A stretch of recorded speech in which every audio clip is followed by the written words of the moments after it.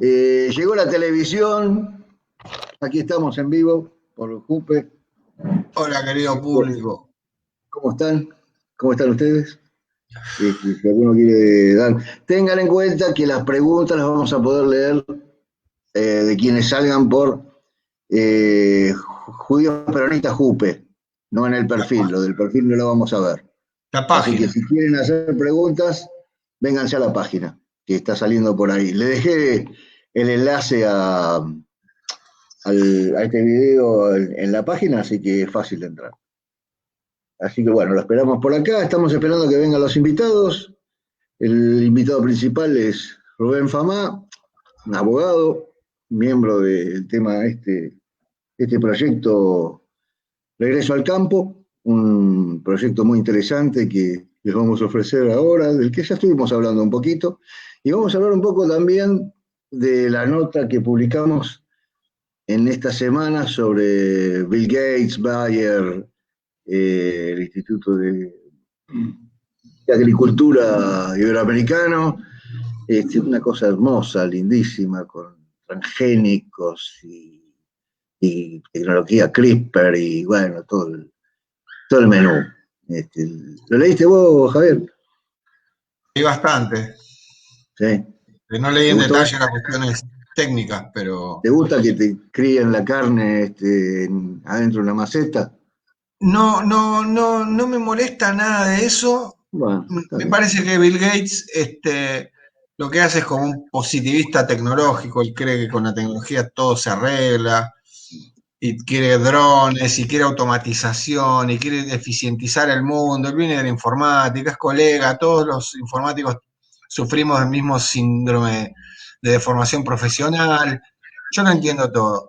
Ahora se mete con unos monstruos, con bestias como los de Bayer, a armar roscas y a armar negocios y termina siendo parte de un mecanismo perverso. La verdad que terminar comiendo carne de maceta mientras no me haga mal al hígado y no me Pero haga ese es el daño. asunto. No sabemos si te va a hacer mal al hígado. Ah, no, si hace daño, no, pero quiero decir, para eso el 60% de las cosas que compran en el supermercado también son malísimas, la cantidad de Bueno, está antibióticos que bien. tiene la comida. Quiero decir, vamos a ver, a mí me preocupa más la cuestión de soberanía alimentaria que viene atrás de eso, más Sí, que la sí, sin calidad. ninguna duda. Sin ninguna duda. Hablando de soberanía alimentaria, aquí no sabes quién está detrás del proyecto que estoy contando de Bill Gates. No, El Belardo detrás. Vicentín Delgado también está en el tema, es un Ah, especialista. sí, leí ahí, Bueno, interesante, qué interesante. lindo, qué lindo que Este, es esto, el que nos caballero conozcamos todos. vicentinista, ¿no? Es el veedor, El era el veedor que intendente puso a designado por Alberto. Sí, sí, ahí estuve leyendo, está muy metido en todo el negocio del aterrizaje de todas estas runfla Hola y Héctor, bueno, buenas. ¿cómo estás? Hola, ¿cómo andan? ¿Todo bien? ¿Vos? Bien, bien, bien acá. Bueno, ayer te estamos disculpando de antemano porque sé que te vas a ir temprano, pero quería tenerte acá porque cuando hicimos la entrevista con Gallo Mendoza, que es el ideólogo de este tema, Héctor vino fuimos los dos a verlo. Así que tenemos la experiencia de haber pasado por esto. ¿Cuándo fue, Héctor, que fuimos a la reunión? Uf, creo que hace 2 años por ahí, ¿no? Dos o más, ¿no? Más, 2, 3 años, Sí, sí. sí, puede ser, puede ser. Sí, sí, sí, hace Este, bueno, voy a saludar a José María García, a Eduardo Mudo Quirós, que nos saluda desde Corrientes, y a Nico, un incondicional, acá de Jupe, Nico Acosta, un abrazo. Héctor, ¿cómo está tu provincia? Bueno, acá seguimos, digamos, con el tema de la pandemia. Eh, yo, o sea, el 8 de agosto dijo el gobernador que se va a levantar la cuarentena y se va a volver el tema de la comercialización y todo ese tipo de cosas. Probablemente las clases no, pero lo otro sí. Bueno, señalamos que Héctor es chaqueño, que no lo habíamos dicho. Te agradezco la información. Vamos a hacer entrar a Rubén, que ya está acá con nosotros. Así Bien, arrancamos. bien. Hola Rubén, buenas noches, ¿cómo estás? No te estamos escuchando. Fíjate si a ver si tenés el micrófono bloqueado. Yo de acá a ver, no aparece bloqueado. No te estamos escuchando. A ver, no. ¿Estás con un celular vos, Rubén? ¿Ahora? Ahora sí, ahí estamos. Ahí estamos. Muy bien, muy bien. Ahora no te vemos, pero bueno, todo no se puede en la vida. Sí, tal cual. Espera que se me fue, no sé. Bueno, nosotros mientras tanto seguimos charlando con los muchachos, mientras esperamos que Rubén vuelva al streaming. ¿Y vos estás trabajando normalmente, Héctor? Nosotros que trabajamos en la parte de agricultura, sí, sí, no. Tenemos los permisos para poder circular. Yo en particular que trabajo en un área de supervisión de cultivos y no tenemos mucho problema para ir al campo, digamos. Sí para entrar a los municipios, porque bueno, los municipios cada uno ha tomado su iniciativa y ha puesto sus controles y a la gente de Resistencia es bastante difícil que lo dejen entrar, ¿no? Claro. Rubén, probamos a ver cómo está con el audio. Hola, hola, hola. Ahí está. Sí, Ahí va. Bueno, Perfecto. bueno, el importante hoy acá es el doctor Fama, así que vamos a escucharlo, que nos cuente un poquito. Nosotros le contábamos a la audiencia que Héctor y yo estuvimos con el ingeniero Gallo Mendoza hace unos 2, 3 años atrás, Con y ahí fue Guillermo, sí. como tomamos contacto con el proyecto. Pero bueno, nos Que fue en gustaría un que... programa de radio, ¿no? ¿Cómo? Fue en un programa de radio que estuvieron con Guillermo. No, lo fuimos a ver a la a la oficina, fundación. Sí, a la fundación. Ah, la fundación ahí en Congreso. Sí, sí, sí. exacto. Sí, sí. Fuimos ahí, nos atendió muy amablemente, un hombre muy cálido, y Sí. nos llenó de material, y nos fuimos muy contentos, la verdad que nos fuimos muy contentos. Y nos quedamos con la idea de que, bueno, eso en algún momento había que aplicarlo, y ahora me los encuentro acá en las redes, y le comenté a Héctor, y por eso vino la invitación, sé que ustedes con Javier, con Jape se conocen, Sí, así que de otro ámbito, sí, tal cual. Yo a y Guillermo bueno, lo conozco desde el 85, cuando volvió a la Argentina. Y desde ahí que venimos trabajando con Guillermo. excelente, excelente. Él fue ministro de Agricultura de Videgain. Ministro de Asuntos Agrarios, sí, desde el 25 de mayo del 73 hasta febrero del 74. Uh-huh. ¿Y cómo te incorporas vos al proyecto? No, bueno, en el 85 yo lo conozco a Guillermo por un ámbito que había de profesionales en el DONAC, en Mitre 722, que estaba ligado a uno de los tantos desprendimientos que fue Intransigencia y Movilización Peronista, que luego se denominó Corriente Nacional y Popular.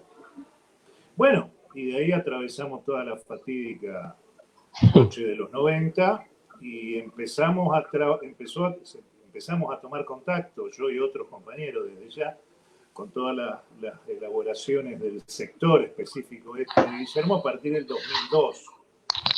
Es decir, cuando ya se empezaba a consolidar el modelo que despegó en el 96, ¿no? Con la incorporación de este nuevo paquete tecnológico que le llaman y que empezó a tener implicancias fuertes. Ya a partir del 2002, que casualmente fue el año en donde presenta el libro, el primer libro de Guillermo, La Marcha al Campo.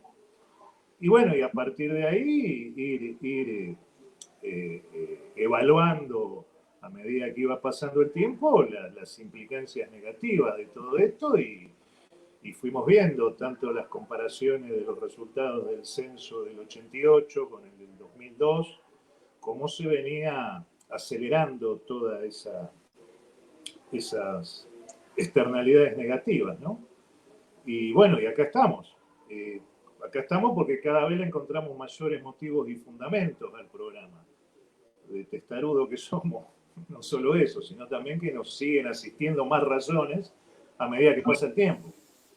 ¿Nos podés hacer un breve comentario acerca de cuál es el contenido del proyecto? Abuelo Sí, pájaro. una cuestión técnica. Yo los escucho, pero los escucho como si estuvieran a 15 metros más o menos. ¿Se puede solucionar desde ahí eso? ¿O escuchar, No, escucho? Bueno, no, listo. es un tema de... Acá yo te escucho muy bien. Me da la sensación de que es un tema de la conexión tuya. A ver, Bueno, bueno, Jaime. ahí vamos, ahí vamos. Bueno, no Bueno, sé. decía Darío. Perdón, si Perdón, si me empezó. empezó.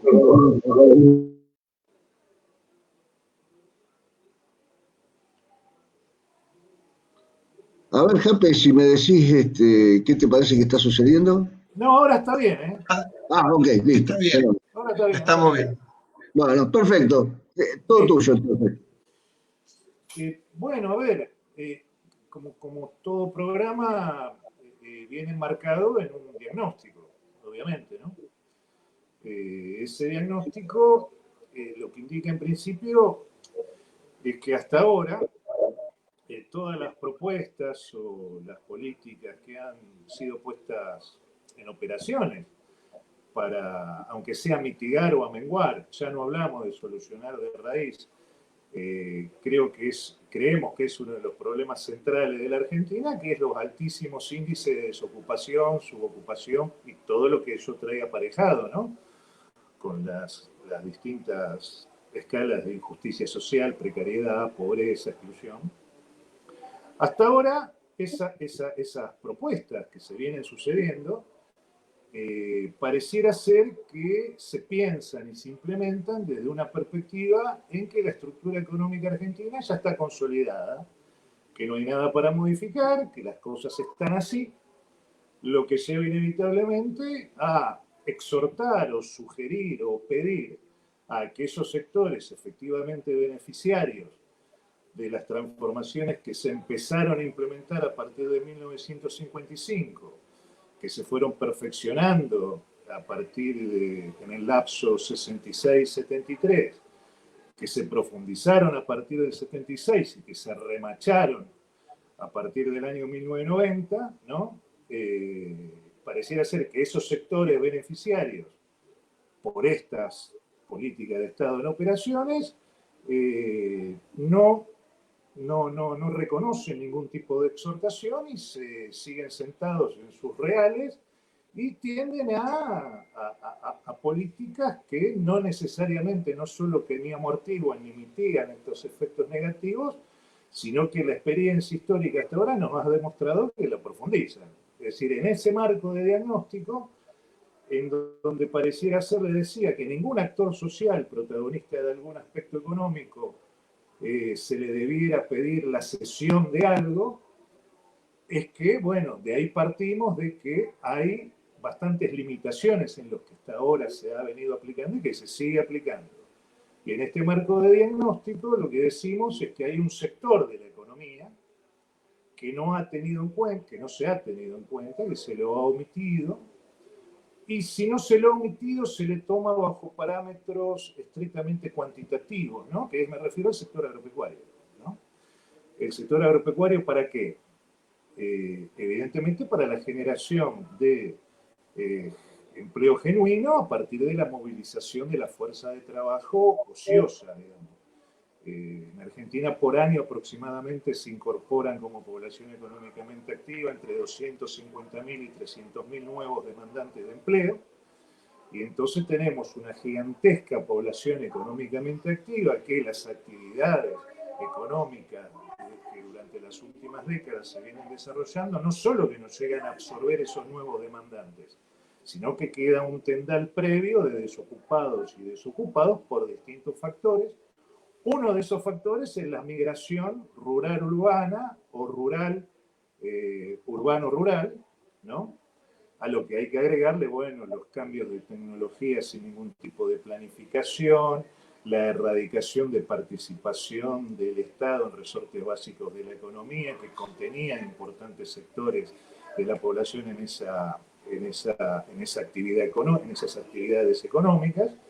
Y bueno, no me voy a extender mucho en lo que es la desocupación y la subocupación. Lo que decimos es que si nosotros pensáramos que sería la industria de la construcción, por ejemplo, para atacar de raíz estos problemas, y si a eso le sumáramos la actividad de servicios, y si a eso le sumáramos lo que ahora está tan en boga como son las TICs, ¿no? Las nuevas tecnologías, y si a eso le sumáramos una cuota también de empleo público, no se llegaría a incidir ni a modificar ni a mover los índices estos de desocupación, no alcanzarían, resultarían eficaces. ¿Por qué? Porque en efecto lo han venido siendo en las últimas décadas. Digamos, no hace falta explicar esto, basta con mirar alrededor, leer algunos indicadores que inclusive hasta se publican oficialmente, periódicamente, tanto en escala nacional como en escala provincial, y veríamos esa evidencia a todas luces. No hace falta profundizar en esto, aparte forma parte de los análisis económicos de todos los días. En este plano es que decimos que el sector agropecuario ha sido omitido para la generación de empleo genuino a partir de la movilización de la fuerza de trabajo. Y ya entrando de plano en este aspecto, en principio el proyecto consta de distintos pilares, ¿no? Que sustentan toda la arquitectura conceptual e ideológica de la propuesta.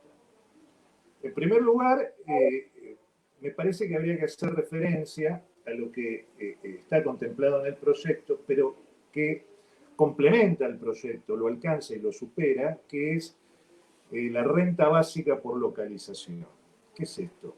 El primer objetivo del programa, como les decía, porque en los últimos años se ve una acentuada migración rural-urbana, tanto a los centros urbanos clásicos como a los centros urbanos que rodean al ámbito estrictamente rural, ¿no? Esa migración, ¿qué hace? Presiona sobre la capacidad de absorber población en esos centros urbanos. Y esa migración se sigue profundizando. Digo,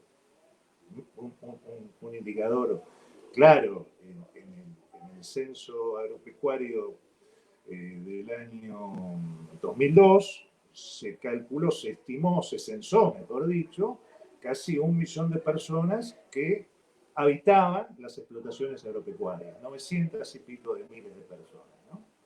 Y en el último censo de 2018 apenas superan las 700.000, de las cuales trabajan en efecto algo más de 400.000. Y esta tendencia se sigue profundizando día a día, ¿no? Entonces, en este plano, el primer paso para la implementación de este programa, que también tiene otras aristas que ya voy a ir avanzando, es la renta básica por localización. ¿Cuál es el objetivo de esto? Es muy sencillo. Retener a la población en el medio rural, que no se siga migrando. Primer paso, detener esa migración. Detener. ¿De qué manera? Identificando esta población, no solo en el ámbito estrictamente rural, sino también en áreas estratégicas, áreas de frontera, áreas de cabeceras de cuencas o de subcuencas hidrográficas, otras áreas aparentemente desérticas que no son tales, donde está radicada población que se viene desarrollando en términos muy precarios y por lo general se sienten obligadas a empezar ese proceso migratorio que presiona y se sigue presionando sobre los centros urbanos.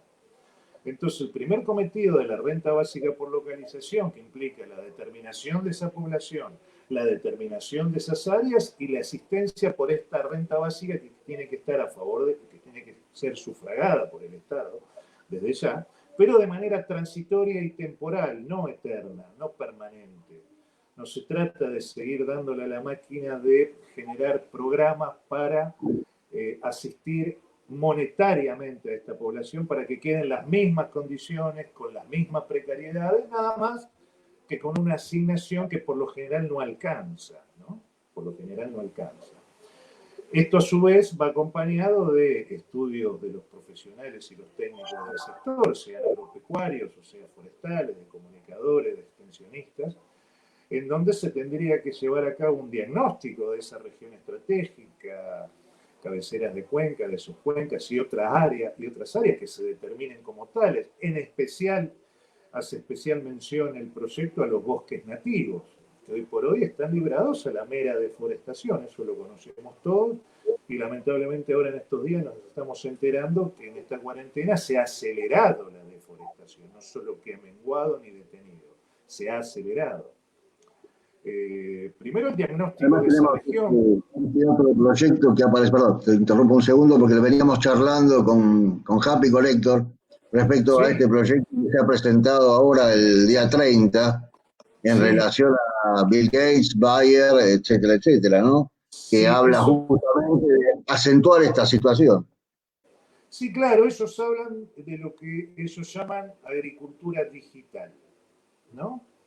Ahí Jape no va a saber. Yo le hice unas preguntitas a Jape sobre las condiciones de posibilidad de ese software mágico que vendría a mapear todo el territorio, detectando datos de la biodiversidad, de los microorganismos, de la calidad de los suelos, de los promedios de precipitaciones. Y evidentemente sí que se puede en base a inversiones muy sustanciosas, pero sí hablan de eso. Y no solo que hablan de eso, sino que aceptan, asumen que la implementación de todas esas tecnologías va a repercutir en menor población en el ámbito rural, cosa que no les genera ningún tipo de contradicción. Esto lo he intercambiado con expertos que apoyan esta llamada agricultura digital y asumen que directamente en el medio rural tiene que estar despoblado con muy pocos empleos, pero le agregan de mejor calidad, ¿no? Sí, lo asumen directamente, no tienen ningún tipo de problema en manifestarlo y se remiten a qué? Se remiten a la capacidad cuantitativa de los saldos exportables para la generación del ingreso al tesoro público de moneda dura, de dólares, ¿no? Ese es el indicador en donde todo confluye, no reparan en otros tipos de cuestiones que hacen a la cuestión interna, ¿no? Entonces, para concluir esto de la renta básica, básicamente el objetivo es frenar de inmediato ese flujo de migración rural-urbano que como premisa básica tiene en lo inmediato el cese de la deforestación. Actualmente se estiman en 33 millones de hectáreas de bosques nativos, ¿no? De los cuales aproximadamente 12 millones de hectáreas estarían en condiciones de ser afectadas a un programa de manejo sustentable para el aprovechamiento de sus múltiples recursos y servicios que ofrecen los bosques nativos. Inclusive esto puede ser complementado con una adecuada explotación ganadera, con alambradas eléctricas. Bueno, y aparte de eso, también la protección de esos bosques nativos implica también resguardar la capacidad que tiene de ser sumideros para a su vez la generación de oxígeno para la mitigación de los gases de efecto invernadero, cosa que la Argentina no está inscrita en ese terreno y que se ha demostrado en estándares internacionales. Por ejemplo, es un muy buen ejemplo de lo que se ha hecho en Costa Rica, ni hablar del sector forestal y agropecuario de Francia o de Portugal. Es decir, hay ejemplos internacionales que no requieren grandes tecnologías de software, sino sencillamente conocimientos humanos que vienen de décadas y décadas hasta de miles de años, que a pesar de ser eficaces, se los intenta reemplazar por todas estas nuevas tecnologías que, bueno, como les decía, remite a saldos exportables y nada más que eso, sin perjuicio de la concentración que implica de la renta, la utilización de esos nuevos mecanismos de explotación. Entonces, primero la renta básica por localización para frenar este proceso migratorio. En segundo lugar, y ya adentrándonos de plano, porque con Guillermo nos dedicamos a elaborar un proyecto de ley corto, ¿no? Muy corto, 20 artículos, 21 porque el último es de forma, para sintetizar en términos muy cortos, ¿no? La sustancia conceptual y metodológica del programa, porque el programa tiene sus introducciones, tiene sus desarrollos, tiene sus ¿Tuvo alguna vez especificaciones. tratamiento parlamentario? ¿Cómo? ¿Tuvo alguna vez ¿Tuvo alguna vez tratamiento parlamentario o es porque... A eso iba. Actualmente lo está trabajando la diputada María Rosa Martínez del Frente de Todos. He tenido algunas charlas, hemos tenido, porque este programa también lo venimos impulsando entre varios actores sociales. Este programa lo venimos impulsando con la Fundación Cuidadores de la Casa Común, muy cercano a la Pastoral Social de la Conferencia Episcopal Argentina. Hemos estado hablando hace unos días con Carlos Delfrade. Claudio Lozano también ha manifestado su apoyo a las iniciativas de este programa. La Federación de Cooperativas Federadas, ¿no? Actualmente, por este tema de Vicentín, que han tomado cierto relieve en algunos análisis de prensa, también vienen acompañando este intento. Su base de sustentación de FECOFE es básicamente Santa Fe y Córdoba, pero también provincia de Buenos Aires y algunas otras regiones del país. Y bueno, y se va expandiendo la base de sustentación y el volumen político de esta propuesta, y en ese marco la diputada María Rosa Martínez, que coordina sus trabajos con Cuidadores de la Casa Común, ha asumido el trabajo de tomar el proyecto, someterlo al tamiz de una adecuada técnica legislativa, porque para eso existe ese conocimiento específico, pero siempre respetando los contornos y la sustancia conceptual y metodológica del programa. ¿Y a qué me refiero con esto para entrar de lleno ya? En primer lugar, quisimos sintetizar en el proyecto de ley, como primer punto, la afectación de toda superficie de uso agropecuario en dominio fiscal de la administración central, nacional y descentralizada, y todo ente autárquico, es decir, toda entidad estatal, sea bancos, entes autárquicos, Fondo de Garantía y Sustentabilidad de la ANSES, que ahí hay empresas, hay mucha participación accionaria, ahí hay un Estado, un poder del Estado residual que está ahí, que ahora estaría para una cuestión meramente financiera, pero ahí hay activos fijos. Es decir, toda existencia de superficie fiscal nacional, sea cual sea el ente que la detecte, debiera quedar afectada como objeto de este programa. A lo que se agregaría, en una coordinación razonable con las jurisdicciones provinciales, las actuales superficies de bosques nativos, que como le decía, si bien alcanzan 33 millones de hectáreas, hay 12 millones de hectáreas en las que se podría llegar a llevar programas para el manejo sustentable, que implicaría la absorción de mano de obra y trabajo genuino y sustentable, ¿no?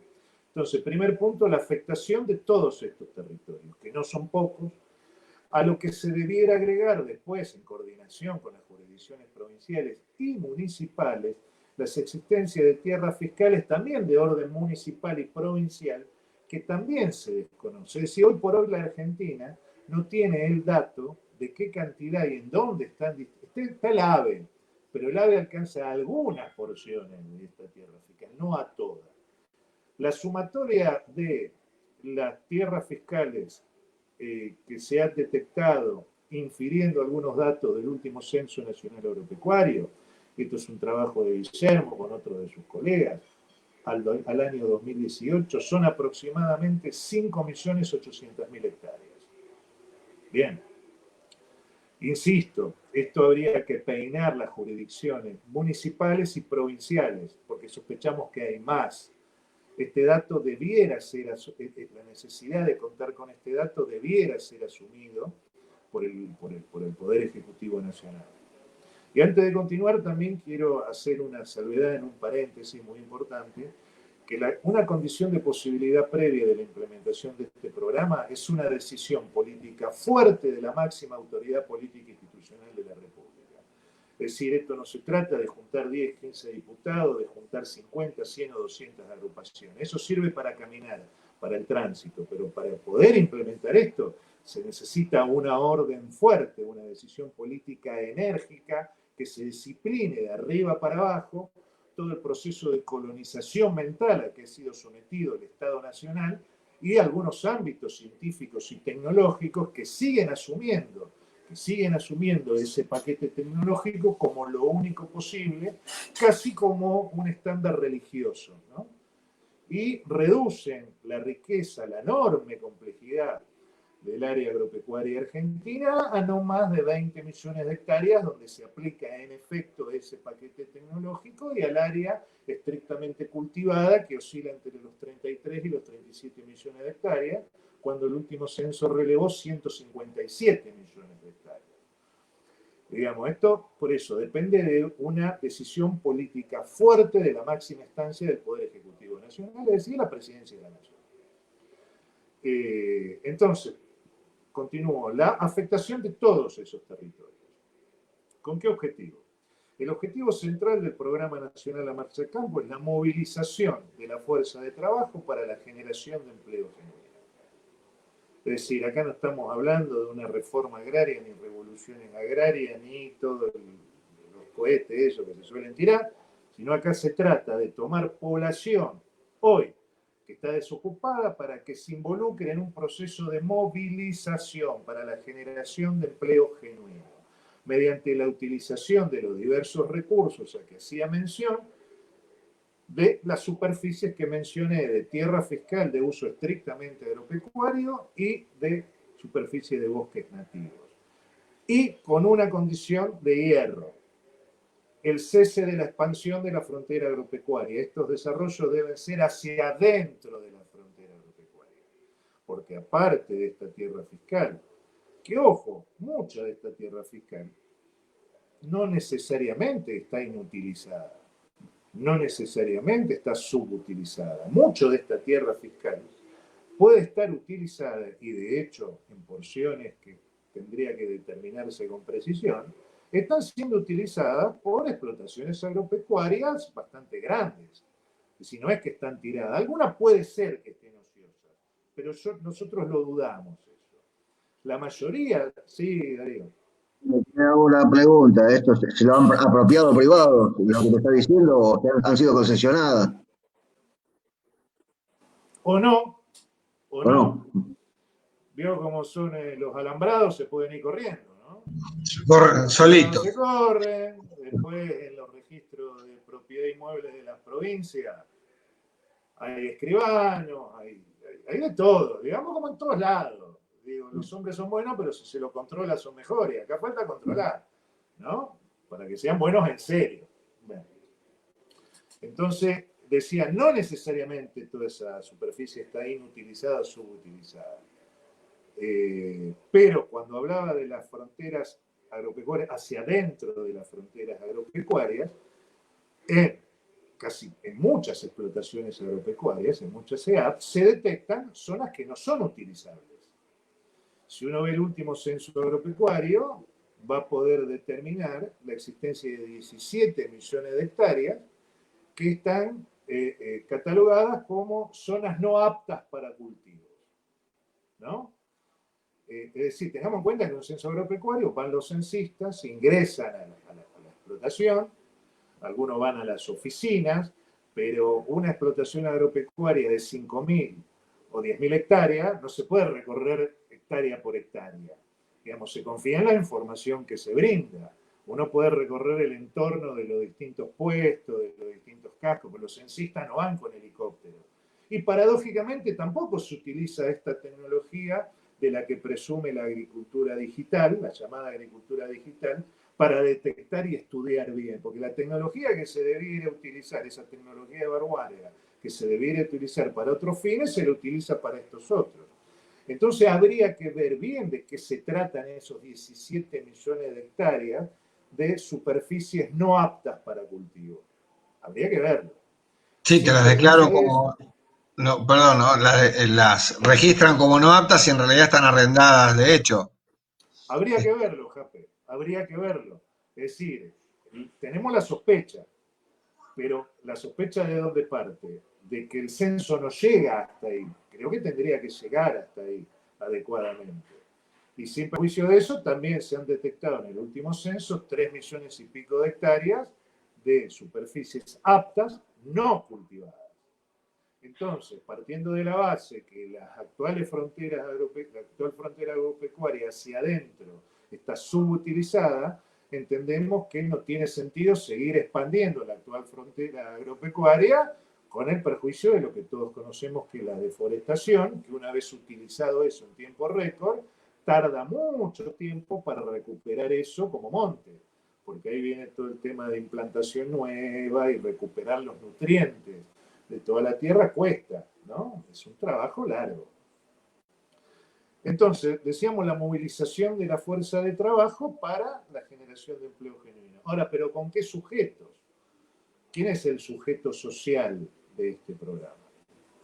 El sujeto social de este programa, entendemos que hay que identificarlo con precisión. Y algún indicio di cuando me refería a la renta básica por localización. Es decir, primero, aquellos sectores pequeños, en sentido estricto, pequeños productores, que ven como una amenaza inminente y cierta que van a tener que dejar de ser productores por este avance, por esta concentración, porque también otra de las características que asumió el sector, que en las últimas décadas se ha producido una concentración espantosa de las explotaciones agropecuarias. Digamos, cada vez hay menos, pero esa cantidad menor cada vez contiene mayores extensiones. Hoy, en alrededor de 5.600 explotaciones agropecuarias se concentran 80 millones de hectáreas. Son aquellas explotaciones agropecuarias superiores a las 5.000 hectáreas, es decir, 5.000 y pico de explotaciones agropecuarias concentran algo más de la mitad de todas las explotaciones agropecuarias censadas, de todo el territorio con explotaciones agropecuarias censadas. Entonces, esos productores que están amenazados ciertamente de ya no poder seguir sustentándose como productores agropecuarios, es el primera escala del sujeto social al que hay que sumarle lo que fueron expulsados recientemente y que tuvieron que emigrar a las inmediaciones o bien tuvieron que emigrar a los grandes focos urbanos. Es decir, aquellos que tienen la capacidad y los conocimientos y los saberes incorporados del medio serían el primer sujeto social, o que se complementaría con aquellos sectores sociales ya netamente urbanizados, sometidos a un programa intenso de capacitación, no solo de las tareas que hacen a lo habitual del medio, sino también, es decir, para la determinación del sujeto se necesita esto, lo que decimos que es imprescindible un censo nacional expeditivo de toda esta población. Información que, dicho sea de paso, el Estado Nacional no tiene. El Estado Nacional desconoce los saberes, los conocimientos, las tradiciones, los hábitos culturales que existen en toda esa población desocupada o subocupada, sea en los centros urbanos rurales o en los centros netamente urbanos. Una vez identificada esa población, que nosotros la estimamos en que de esa totalidad accederían a los beneficios del programa en 400.000 jefes o jefas de familia. Bien, esas son las estimaciones.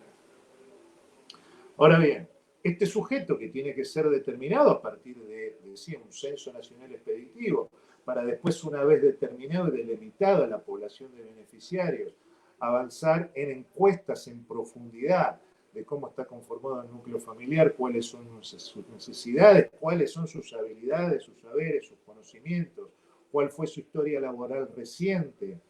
Es decir, todo lo que hace a una familia y a sus capacidades para involucrarse en la propuesta de este programa. Ahora, todo esto organizado como que no se trata de que cada familia se le asigne tal o cual porción de la superficie determinada. El programa tiene otra arista y que creo que es una de las más importantes y nucleares del programa, que es la conformación, y esto rescatando una vieja tradición peronista, ¿no? Recordemos que el segundo plan quinquenal de Perón hablaba mucho del sector agropecuario, del desarrollo del sector agropecuario, pero ¿en base a qué? En base a la generación del cooperativismo agropecuario. Perón equiparaba a la Confederación General del Trabajo con la Confederación Nacional de Cooperativas Agropecuarias y las ponía en un mismo pie de igualdad. Digamos, el cooperativismo agropecuario fue fuertemente impulsado por el peronismo y fue algo que fue fuertemente interrumpido por la autotitulada Revolución Libertadora. Es decir, por eso todas estas familias que previamente identificadas y censadas, el programa prevé la constitución de unidades asociativas de producción, de comercialización y de transporte para que se aglutinen en esas cooperativas agropecuarias bajo un determinado estatuto, no bajo cualquier estatuto y ni mucho menos bajo cualquier estatuto modelo que ahora se puede encontrar por Google. Es un estatuto preciso y concreto, pensado y elaborado específicamente para este tipo de cooperativas agropecuarias. Ahora bien, este sujeto, organizado en cooperativas agropecuarias, también forma parte de una activa participación protagónica de estos beneficiarios en programas de capacitación, que no solo refieren a las habilidades y a las tareas del sector, sino también a cómo trabajar en el marco del sentido cooperativista, que no es lo mismo una unidad económica o 2 o 3 asociados. El cooperativismo tiene sus definiciones, sus sentidos, sus iniciativas, y para todo eso se requiere una capacitación para comprender bien de qué se trata esa unidad cooperativa compuesta por distintas familias. Y esto entraña, sí, una capacitación muy determinada, ¿no? Hasta diría una capacitación Doctrinaria. fuerte. ¿Cómo? Doctrinaria. Iba a decir ideológica. Okay. Digamos, porque es decir, el esfuerzo de cada familia repercute en el de al lado, es decir, tiene que haber un emparejamiento de todos los esfuerzos y una distribución de esos esfuerzos para que confluyan. Por eso decía que el estatuto es muy preciso, es muy pensado, de tal forma que la mayor cantidad de participantes de esas cooperativas, de esas familias, pasen por todos los niveles de administración y de conducción en forma rotativa, para que no queden anquilosados los roles y estáticos y que con el tiempo, como suele suceder con algunas iniciativas de cooperativismo, no todas, se transforman en la práctica en sociedades anónimas, ¿no? Porque es el conocimiento de cómo es el flujo de la producción y del circuito comercial el que termina determinando dónde están los sectores sensibles para manejar todo. Una forma de evitar eso es que la mayor... Sí, Darío. Una pregunta, Rubén. Sí, decime. ¿Cómo impacta estas 400.000 personas en el campo con su familia en la economía rural en general en relación a, por ejemplo, el precio de los alimentos respecto al resto de la población? Si tienen hecho alguna proyección al respecto. Aprovecho tu pregunta para avanzar en el próximo pilar sustancial del programa. Habíamos hablado de superficie de dominio fiscal y de bosques nativos, ¿no? Para afectarlos a los objetivos del programa. Bien. Ahora, toda esa superficie, a medida que se va avanzando, es decir, estas iniciativas tienen que ir en paralelo. A medida que se va avanzando con el censo y la determinación de los sujetos beneficiarios de esto, los programas de capacitación, en paralelo, los técnicos y profesionales del sector, ingenieros agrónomos, ingenieros forestales, tecnicaturas agronómicas, extensionistas, comunicadores agropecuarios y forestales, veterinarios, y toda esa cantidad de profesionales del área que, dicho sea de paso, debiera el programa prevé el fomento de más profesionales de ese sector, más profesionales de esas incumbencias científicas que se necesitan, ¿no? La creación, primero el reforzamiento y la reformulación de los actuales centros de investigación y de experimentación agropecuaria. Y segundo, la creación de más centros de investigación y de experimentación, ¿no?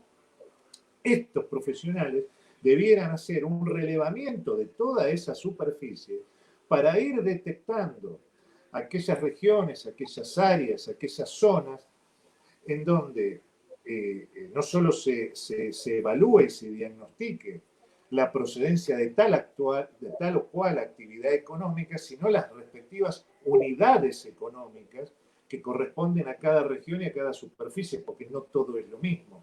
No es lo mismo 1000 hectáreas de tierras fiscales que 1000 hectáreas de tierras de uso agropecuario.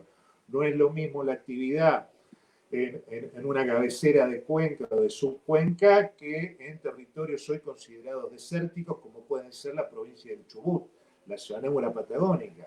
Guillermo ahí ha profundizado mucho precisamente con la fundación en la que lo han ido a visitar ustedes y ha hecho un relevamiento muy exhaustivo de las posibilidades de aprovechamiento de todo eso que hoy se considera desierto y que de hecho no lo es. Entonces las unidades económicas, las áreas y las zonas tienen que ser determinadas y diagnosticadas, lo que implica la cuestión de los suelos, de las precipitaciones, de la fauna, de la flora, de los nutrientes, para de ahí ir adjudicando en una... Es decir, el rasgo básico de esto es una planificación seria y fuerte del Estado Nacional conjuntamente con municipios y provincias. Es decir, no es un programa que se puede implementar de una secretaría, subsecretaría o dirección con 50 contratos. No, no es eso. No es un programita más para la Secretaría de Agricultura de la Familia. No parte, y mucho menos con una ley sin reglamentar. No es así. Por eso decía que es una decisión política fuerte del Poder Ejecutivo Nacional que discipline de abajo para arriba, porque hace falta disciplinar mucho en este sector. Hace falta disciplinar mucho, y disciplinar en todo el sentido estricto que tiene la palabra disciplina, ¿no? Con autoridad política y moral, las dos juntas. Entonces, mientras se van determinando esas áreas, se van conformando las distintas cooperativas que pueden estar conformadas por, de acuerdo a la unidad económica que se determine, por 30, 50, 80 o 100 familias. Y la migración debe ser ordenada. Primero tiene que migrar una vez determinados todos estos presupuestos, primero tiene que migrar un primer contingente. Suponiendo una cooperativa de 100 familias, primero debieran migrar los primeros 10 jefes de familia, ¿no? ¿Para qué? Para que empiece la construcción de un salón de usos múltiples, donde se pueda copiar los materiales de construcción, donde se puedan empezar a copiar los distintos instrumentos de trabajo que hacen habitualmente al medio, para que luego que esté asentado ese primer contingente vengan los segundos jefes o jefas de familia a plegarse. ¿Para qué? Para empezar a construir las viviendas para las primeras 10 familias que migraron. Y con el segundo contingente migran el resto de la familia de los primeros 10 o jefes o jefas de familia. Es decir, la planificación es central en esto, planificación que debería estar a cargo de una unidad, que ahora vamos a avanzar en cuál es el ente público que debería estar a cargo de esto, que de por sí debería tener, sí, Jape.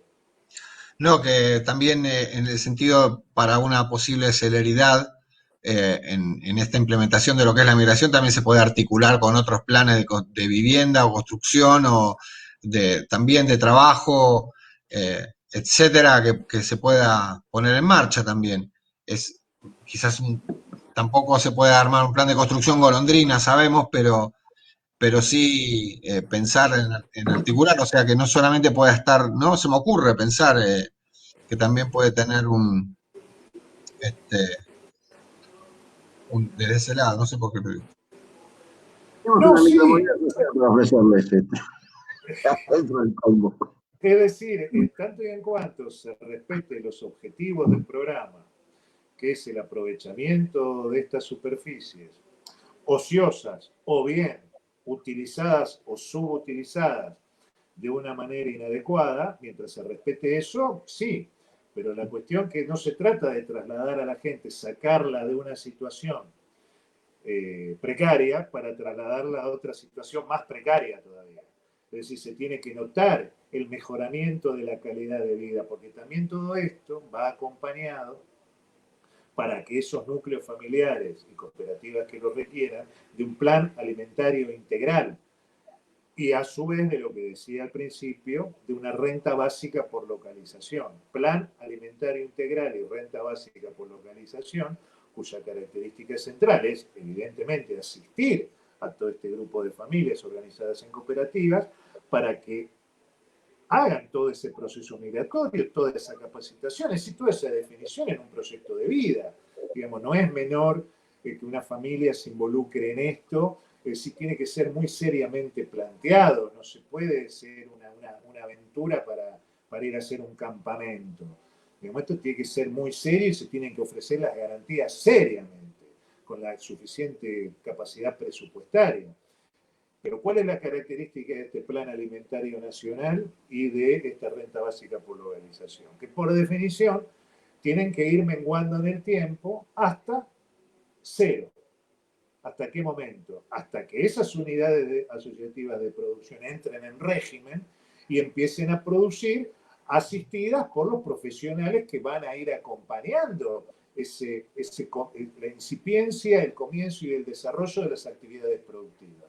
Porque esto genera renta, esto genera unidades asociativas de agricultores prósperos, con la suficiencia para una adecuada calidad de vida. Digamos, no es que se cambia precariedad urbana por precariedad rural, no es la idea esa. Y la idea que ese esfuerzo, que no es un gasto, que es una inversión, y creo que sería una de las mejores inversiones del erario público, es transformar a esa precariedad en familias con trabajo, en otro ámbito, sustentable en el tiempo, y que a su vez le reditúe al Estado, porque también está previsto sufragar un impuesto, un tributo a la utilización de la tierra fiscal, porque así debe ser, aparte porque eso es un aspecto de la dignidad, el aspecto de la dignidad es que nadie regale nada.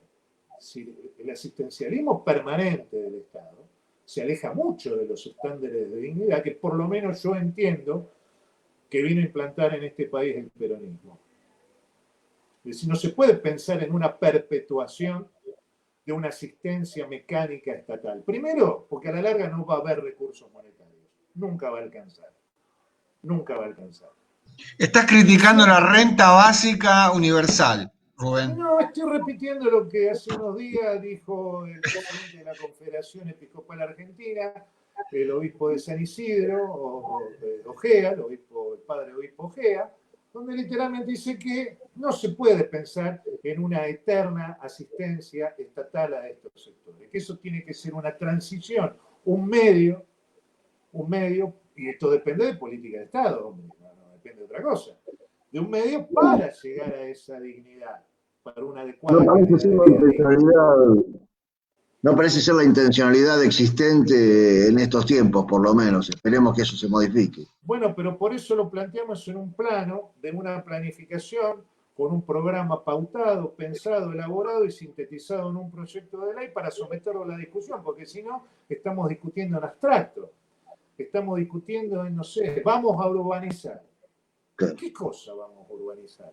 ¿Cómo se urbaniza un pasillo de 80 centímetros? ¿Cómo se organizan casillas pegadas de 5 metros por 5 metros con 15 personas en una unidad familiar? ¿Cómo se urbaniza eso? Yo quiero que él me lo explique cómo se urbaniza eso, porque realmente no lo sé. Se pueden urbanizar algunos asentamientos que proliferaron en la década del 90, donde se respetaban determinados patrones de urbanidad, como la calle, la avenida, la calle más alta, no hacer más pasos. Ahora, puede llegar a ser, pero algunas aglomeraciones urbanas que todos conocemos, con picos de densidad demográfica de más de 40.000 habitantes por kilómetro cuadrado, la verdad que yo no entiendo a qué se refieren cuando refieren urbanización, y menos entiendo cuando le piensan destinar $1.000 millones del futuro y supuesto y mal llamado impuesto a la riqueza. La verdad que no entiendo al ministro de Desarrollo Social, Arroyo, cuando dice que se va a destinar eso. Es decir, hay paliativos que hay que destinarlos a esos sectores, nadie lo duda, pero son paliativos, no es una solución de fondo, no es una solución que ataque a la raíz de esta cuestión. Y lo que intentamos con este programa, que ya venimos décadas intentándolo, que también se intentó implementar durante el ministerio de Guillermo en el ámbito de la provincia de Buenos Aires, y cuyas elaboraciones no solo se radican en la década del 70, sino que van más aún atrás, en los trabajos del Consejo Nacional de Desarrollo del año 64 y 65, donde ahí se hizo un diagnóstico exhaustivo del sector agropecuario y se recomendaba continuar el camino del cooperativismo agropecuario impulsado por el segundo plan quinquenal del segundo gobierno de Perón. Es decir, no es un arrebato asistencialista esto, es un programa que lo sometemos a la discusión para utilización de activos que hoy existen, que no es un albur, que no es una aventura, y un detalle muy importante. Las tierras fiscales deben seguir siendo fiscales. No se trata de transmitir el dominio fiscal al dominio privado de las comunidades. Muteate, Darío. Tienen que seguir siendo fiscales. ¿A modo de qué?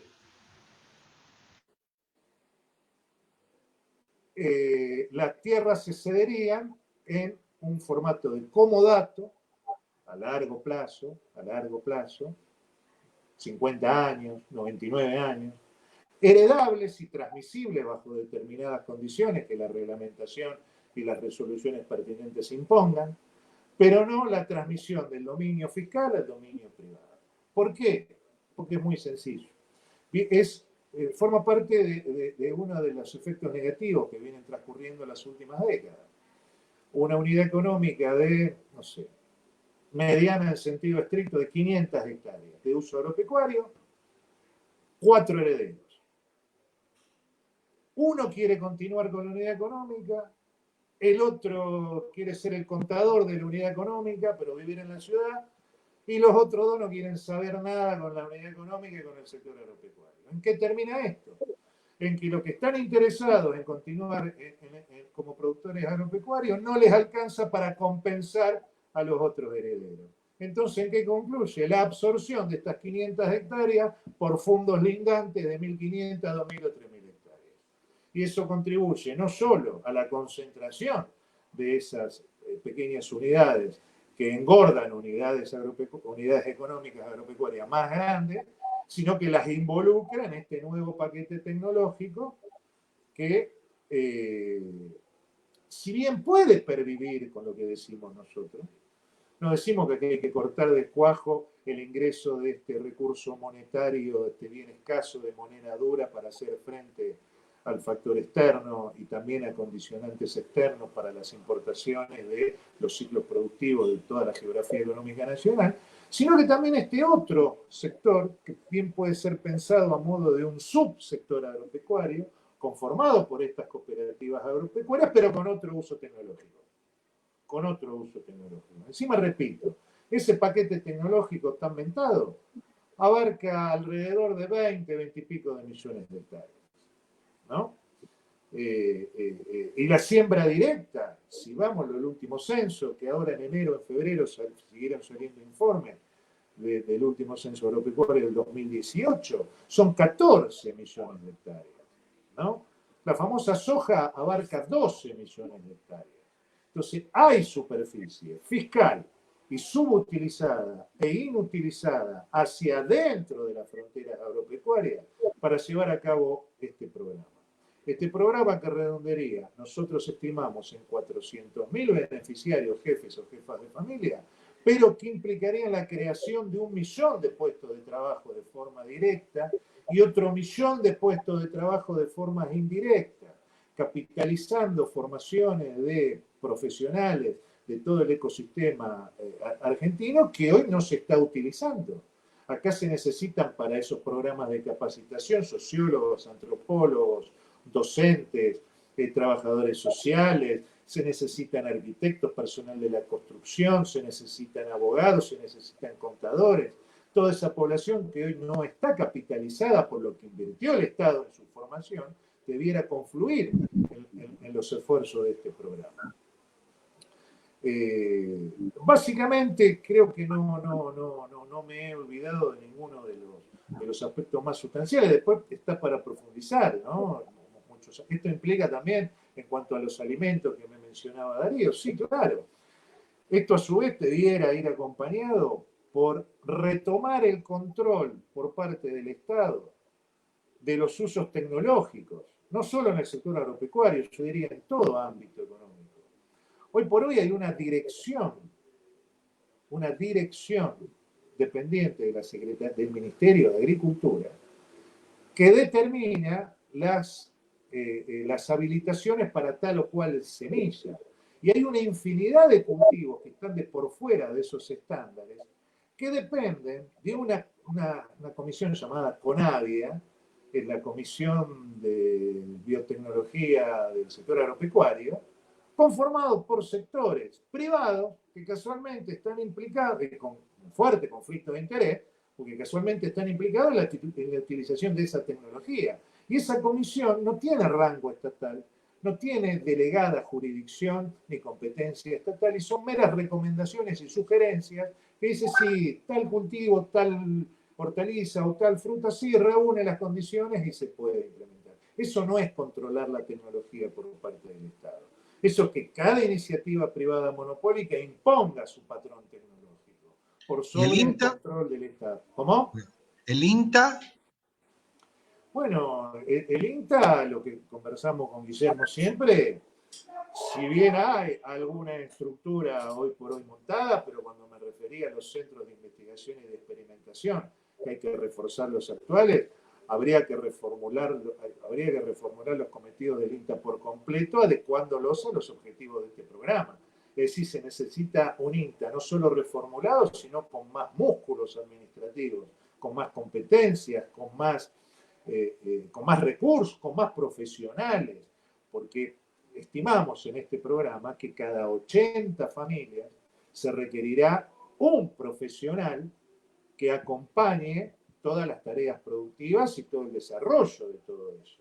Profesional que podrá participar como profesional y también como miembro de la cooperativa durante los primeros 4 años, y transcurridos esos 4 años podrá optar por permanecer como miembro de esa cooperativa y ejercer su profesión libremente en el ámbito de esas cooperativas y de otras, porque también el objetivo de esto es conformar una confederación de estas cooperativas que se aglutinen en las distintas regiones del país en una entidad de segundo grado. Es decir, este es un programa que lo estimamos en un plazo de realización inicial de 48 meses, ¿no? De 4 años. Es decir, lo que se hizo durante 2 décadas no se va a revertir en un trimestre. Lo que se viene haciendo durante 2 o 3 décadas se va a revertir, se puede revertir con políticas del Estado activas, agresivas, y en un plazo razonable. Ese plazo razonable lo estimamos en un primer plazo de 4 años, donde empiecen a operar en régimen estas unidades asociativas, con todos los trabajos previos que yo les mencionaba, para confluir en qué? Confluir en un plan de desarrollo agropecuario y forestal integral. Un plan de desarrollo agropecuario y forestal integral, con una segunda fase de implementación, porque no dudamos de los éxitos de esta primera fase, porque se va a iniciar una presión de la población urbanizada, ¿no? Y precariamente asentada en esos lugares para ingresar a este programa. Es decir, eso no tenemos duda. ¿Pero por qué no tenemos duda? Porque repasando la historia del sector se comprueba la existencia de estas condiciones de posibilidad. Hoy por hoy se puede comprobar lo que decimos. No es algo que se nos ocurre, que se le ocurre a mentes calenturientas con un dibujo en el aire y un castillo en naipes. Ya existen experiencias en este sentido, inclusive que rebaten los famosos rindes de ese paquete tecnológico. Es muy conocida la experiencia de la Aurora, que es un predio rural en Benito Juárez, en el sudeste de la provincia de Buenos Aires, sobre 700 hectáreas, que hace más de 10 años viene desarrollando actividades agroecológicas y que han igualado y superado los rindes del paquete tecnológico. Entonces, por decir que es falso esos rindes, esos saldos exportables, es rotundamente falso, y eso ya está probado inclusive por una perdida dirección de agroecología que está en el Ministerio de Agricultura y que a duras penas, con un esfuerzo invaluable de sus profesionales, siguen demostrando que los rindes de la agroecología son iguales o superiores a los del paquete tecnológico de la transgénesis. Rubén, yo sí te digo desde un tema que más o menos manjo, estupideces, detalles, los últimos tractores hipertecnologizados, mega automáticos, robóticos GPS, que sensan inteligentemente y mueven todo, activarle y desactivarle funciones, tenés que pagar con la tarjeta de crédito desde el celular. detalles tontos que te doy, la reparación no la puede hacer un mecánico del pueblo, tiene que venir el técnico especializado. O sea, todo lo que es la tecnologización en realidad es una trampa para lo que es el vendor lock-in, para quedarse pegado a un proveedor. Es lo mismo que la semillita que es de Monsanto, que solamente le funciona el pesticida de Monsanto. Es armar un enganche. La cuestión de la tecnologización tiene que estar atada a la cuestión de la soberanía tecnológica. Hay muchísimos experimentos y proyectos pequeños de pequeños productores que tienen tecnologizado, pero con tecnología de hardware abierto, de software abierto, Claro. y que le dan claro soporte a lo que es el trabajo agroecológico, o sea, es completamente sustentable el modelo.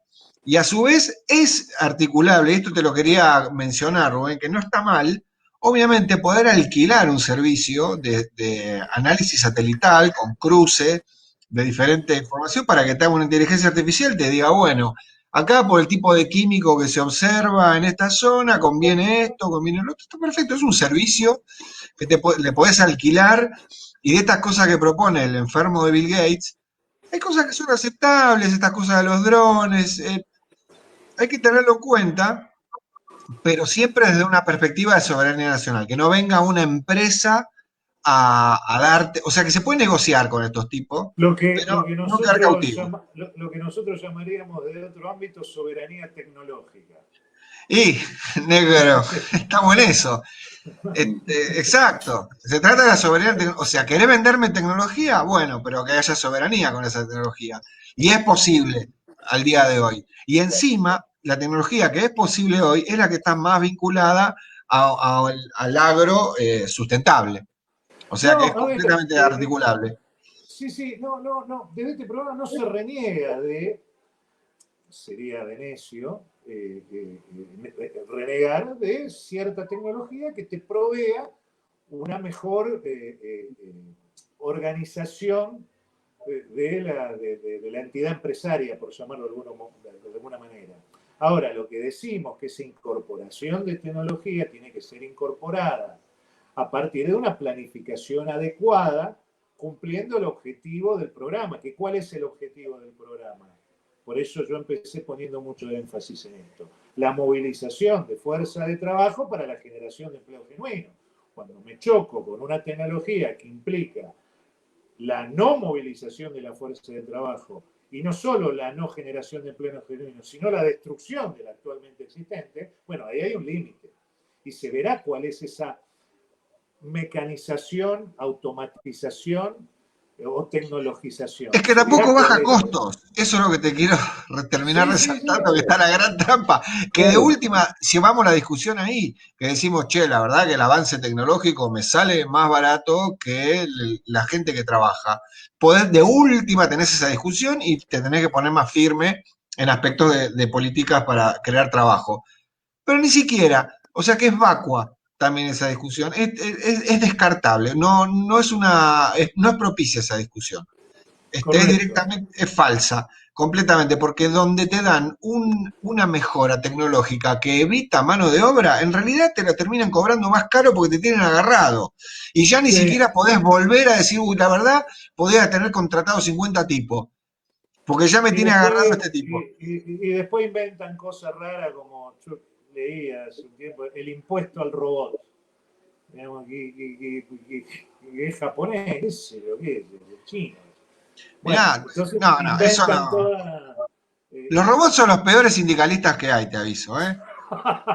Los peores. Si no tienen la formación que corresponde, andan mal, te hacen mal el trabajo. O sea que tenés que invertir mucho en formación al robot. Y después, si tienen algún problema, le duele algo, dejan de laburar, no laburan más. El robot no es que dice, uy, bueno, en realidad tengo un poco mal esta bisagra, entonces me arreglo con esta otra bisagra. No, le anda mal una bisagra y te dice, yo no puedo laburar más, amigo. El robot. Así que ojo con los robots, que son mucho peores que los seres humanos para explotarlos. Te doy la dialéctica, problema Bueno, fundamental básicamente, que estoy Darío, viendo en este momento en relación a esto que ustedes conversan es que parece que desde el punto de vista político lo que está en escena está totalmente ajeno a lo que estamos planteando. Cuando alguien plantea hay que peronizar, hablamos de estas cosas y parece que fuéramos una especie de extraterrestre. Entonces es un problema grave porque estamos discutiendo cosas como las de este tema del 30, con el Internet de las cosas, etcétera, etcétera, y un mayor costo en las que no habría que incurrir. Y bueno, y sos una especie de extremista cuando haces un planteo de esta naturaleza. sí, te comprendo, pero por eso mismo, con Guillermo, hemos optado por no presentar esto. Es decir, yo le agrego que esto responde a una tradición peronista fijada en el segundo plan quinquenal. Ahora bien, la presentación de este programa, como se lo expone en términos pragmáticos. Es decir, no quiero discutir si es más peronista, si es menos peronista, porque ahí ya entramos en una discusión de abstracciones, ¿viste? Y bueno, entonces no, vamos a lo concreto. Vamos a lo concreto. Acá hay desocupación y subocupación estructural y creciendo. Hay una presión cada vez más inaguantable de una migración rural-urbana y que las tendencias actuales indican que va a seguir profundizándose. Porque nosotros sabemos, por nuestra formación, que no existe ningún status quo que permanezca en permanente equilibrio. Ese status quo determina una tendencia, que es la tendencia a los intereses que resguarda ese status quo. Entonces no existe ese tal equilibrio permanente y estático. Entonces, hoy la tendencia es que va a haber más desocupación, más subocupación, más pobreza, más marginalidad, con todas las calamidades de injusticias sociales que esto trae aparejado. Entonces, esto hay que atacar las causas. No se trata de diagnósticos parciales para mitigar con una monetización sectorial y ni mucho menos para crear una confederación de trabajadores excluidos que sean objeto de una determinada pauta presupuestaria eterna, increciendo en términos nominales, pero decreciendo en términos constantes, es decir, en términos de mejorar esa calidad de vida de esa población, porque de hecho no se mejora con estas asignaciones estáticas donde está radicada esa población. Acá hay que empezar a mover las cosas internamente. Hay mucho para mover internamente, por eso comenzaba diciendo que parece ser que acá la estructura económica argentina está consolidada y que ya no hay más nada por hacer. Bueno, si no rebatimos primero esa premisa, bueno, va a ser difícil. Porque otro aspecto de este programa también incluía, aparte de lo que mencionaba del mejoramiento de los servicios públicos agropecuarios, donde está el INTA incluido en eso, ¿no? Un manejo, también lo mencionamos, del cuidado de la biodiversidad de todo este ciclo productivo. También certificaciones en origen de los productos, la creación de mercados diferenciales, la eliminación de eslabones, de infinitos eslabones, la creación de otros eslabones más eficaces para el acceso a esos productos que estimamos tienen una altísima demanda del mercado interno. Tienen una altísima demanda del mercado interno. Esto va atado también, es decir, esto dispararía toda una serie de políticas de Estado que no solo hacen estrictamente al sector agropecuario, sino al sector de qué es lo que comemos en Argentina. ¿Quién vende? ¿Quién transporta lo que comemos en Argentina? ¿Quién concentra lo que comemos en Argentina y dónde se distribuye lo que comemos en Argentina y cómo se distribuye lo que comemos en Argentina? No puede ser que una firma de supermercado venda su supermercado Pirulo, te vende el mate Pirulo, la bombilla Pirulo, el dulce de leche Pirulo y el jugo Pirulo, todo en una organización vertical que sabemos que eso se hace con subcontrataciones es donde le ponen las etiquetas y donde ellos organizan qué producto tenés que consumir. Esos te van guiando, es decir, las gigantescas estructuras de supermercado son guías de consumo que te van llevando a que tenés que consumir toda tal cosa y te encontrás con callejones sin salida, ¿no? Con un marketing muy ingenioso, muy creativo, pero que va en desmedro de la salud que va atada a la dieta alimentaria. Y lo que decimos implicaría un no menor mejoramiento de la dieta alimentaria, ¿no? De todos, porque insistimos, hay una demanda muy grande de esta clase de productos que estarían en condiciones de producir estas unidades asociativas de producción mediante una razonable utilización de estas superficies, que o bien ociosas o bien subutilizadas o utilizadas por algunos vivos con otros cometidos. Digamos, las condiciones de posibilidad están dadas y depende, vuelvo a repetir, de una fuerte decisión política de la máxima instancia del poder político nacional. Es decir, podemos, sin perjuicio de esto, podemos avanzar porque hemos detectado superficie de tierra fiscal. Digo, a modo de ejemplo, hay casi 10.000 hectáreas en Córdoba por la zona como quien va para Ordóñez, de la remonta, superficies del ejército que lo usaban para distintas tareas. Siendo para Mendoza también en los límites de La Pampa y la provincia de Buenos Aires hay extensiones más grandes todavía, también que fueron utilizadas por el ejército para ejercicios militares y demás. Acá nomás, cerca en la provincia de Buenos Aires, en Maipú Las Armas, en lo que es la cuenca del Salado, está la colonia Ferrari con 3.000 hectáreas, está la colonia Ortiz Basualdo con otra tanta cantidad.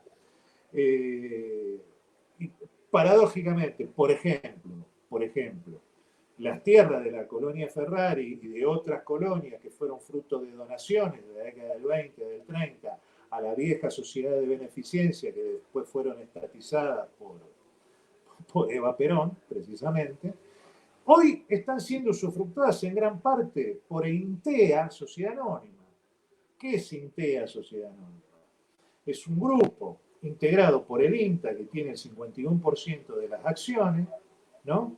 En donde participan la sociedad rural, Poninagro y otras entidades del sector privado agropecuario, y hoy INTEA, que tiene varias decenas de miles de superficies de uso agropecuario muy beneficiosas, hoy INTEA está presidida por un miembro de la sociedad rural. Es decir, hoy ese recurso público que debería estar dispuesto para la creación de puestos de trabajo genuinos, hoy está a expensas de experimentaciones de establecimientos agropecuarios privados grandes, ganaderos, en este caso, de la cuenca del Salado, cuyas investigaciones y desarrollos son usufructuados por estos sectores privados. De hecho, lo conduce la sociedad rural.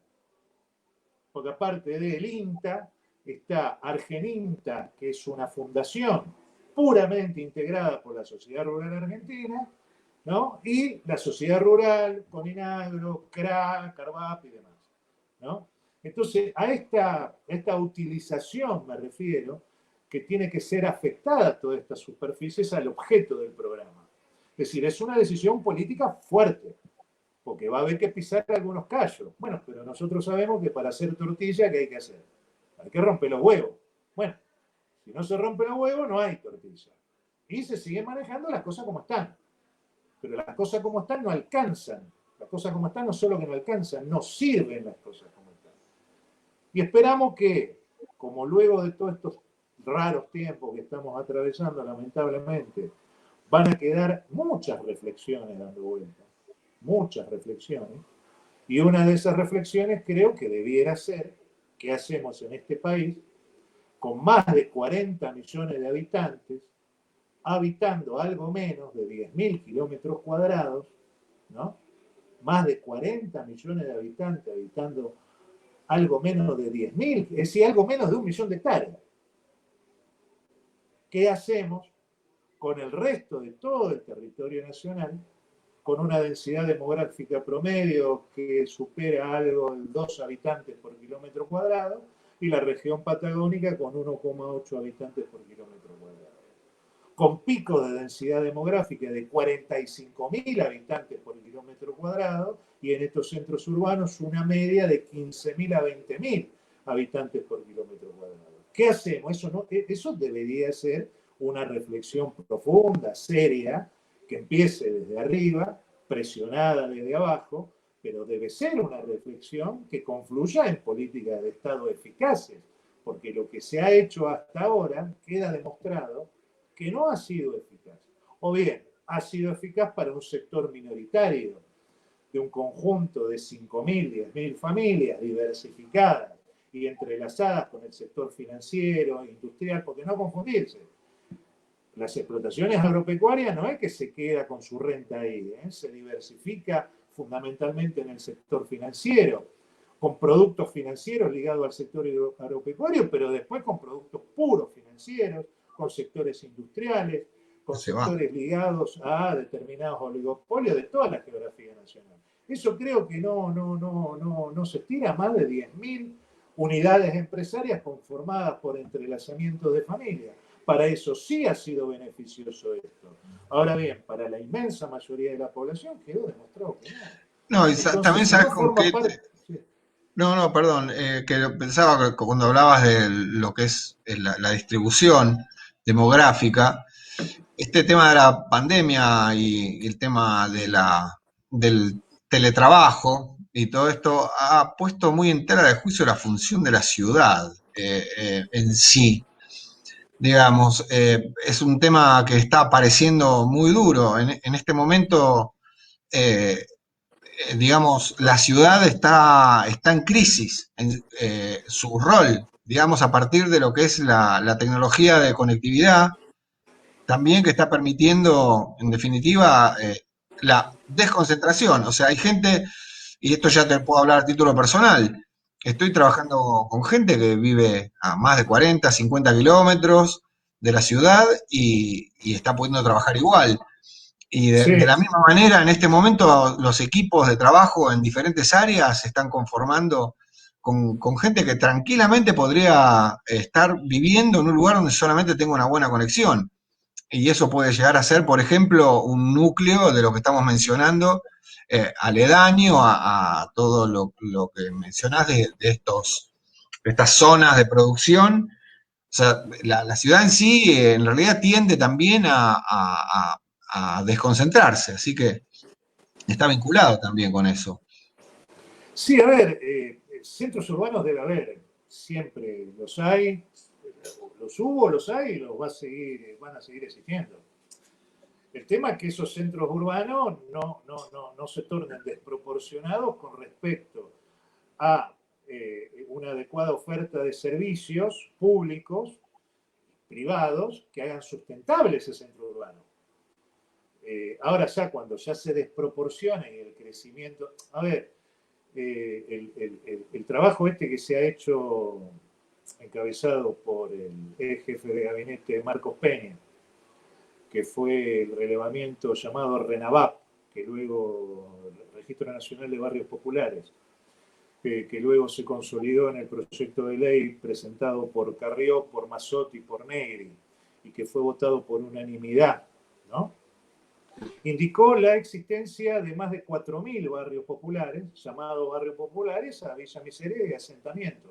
Vamos a llamar las cosas por su nombre, ¿no? La mitad de esos llamados barrios populares surgieron desde el año 2000 al 2010.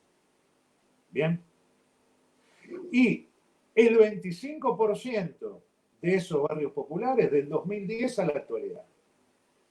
De los cuales casi 1.980 y pico, están ubicados en el conurbano bonaerense. Bien. Entonces a esto me refiero con la tendencia, ¿no? La actual tendencia hacia dónde vamos. Si todo sigue como está y se respeta el actual estado de cosas y la tendencia que eso implica, y bueno, no va a haber más de 4.000, va a haber más de 5.000 y a los 5 años va a haber más de 6.000 y así sucesivamente hasta que se vaya acostumbrando la situación a colapsos recurrentes, ¿no? y cada vez con más calamidades de injusticias sociales, lo que repercute en las cuestiones, es decir, no es secreto para nadie que los delitos cada vez son más violentos, los delitos son cada vez más irracionales, los índices de violencia que no llegan a ser delitos son cada vez más inauditos, se siente cierto sopor en estas aglomeraciones urbanas.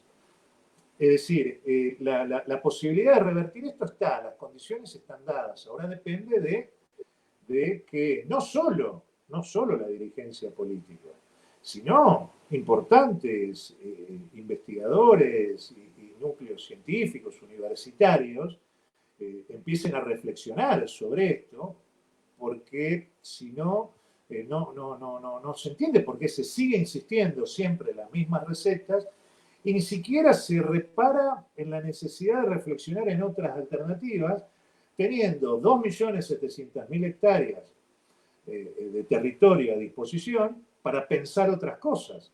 Por eso digo, centros urbanos los hubo, los hay, lo va a haber. Ahora bien, eso tiene que ser sustentable. Y lo que ha demostrado la tan repetida región del AMBA, que ahora se menciona permanentemente, es que no es sustentable esto. Esto no es sustentable. Tiene índice de contaminación, de déficit. Bueno, la red local, hay 5 millones de personas, estamos hablando de pandemia. El agua es un recurso básico para lavarse las manos. Bien, hay 5 millones de personas que no tienen eso. No lo tienen. No es casualidad que el foco infeccioso esté en esta región, no es casualidad. Se caía de Maduro. En la primera semana, yo creo que más o menos, entre todos, nos dimos cuenta por dónde iba a aparecer esto. Y también nos dábamos cuenta que en las provincias iba a ser mucho más leve el asunto. Eso es así. Digo, está bien que ahora resulta un poco ríspido hablar de Mendoza, pero olvidándonos por momento de este último disparate que mandó este hombre Cornejo, ¿no? Acompañado por sospechosos silencios, ¿no? Hubo silencios ahí que me están haciendo pensar. Pero Mendoza es una provincia muy bien organizada. Si uno conoce Mendoza y recorre Mendoza, la ciudad de Mendoza es una ciudad bien organizada, se ve que no está saturada. No. Uno puede ir, después recorre el Valle de Uco, recorre todas las ciudades, llega al sur, a donde están de todas esas poblaciones que van para allá hasta en el norte.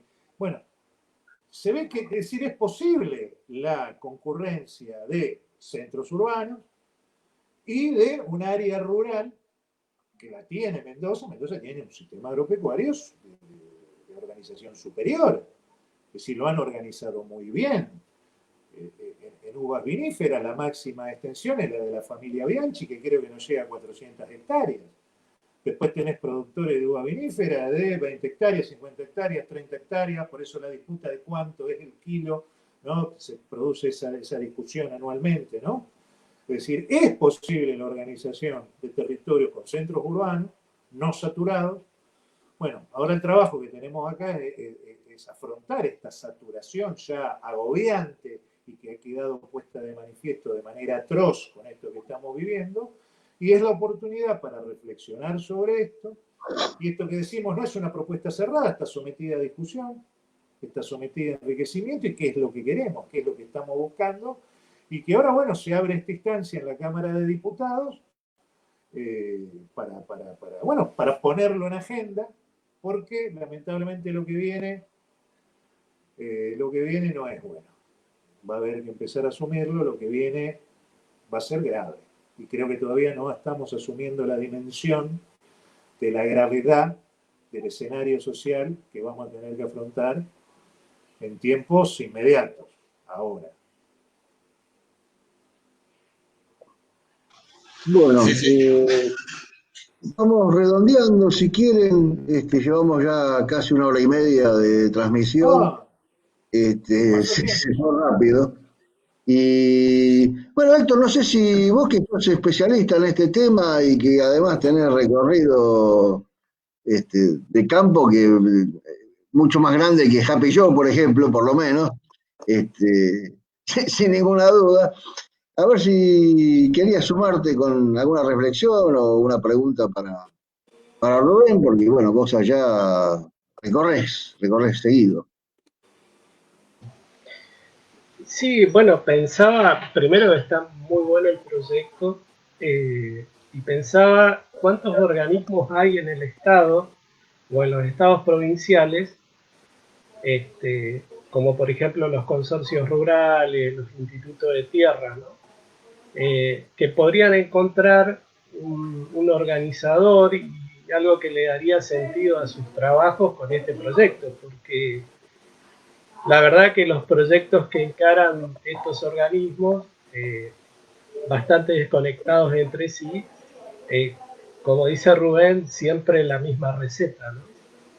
Eh, entonces, ¿cómo todas estas partes del Estado pueden encontrar un sentido y realmente poder operar con digamos, verdaderamente sobre el territorio haciendo una modificación, ¿no? Eso es lo que me parecía también, lo veía sumamente importante.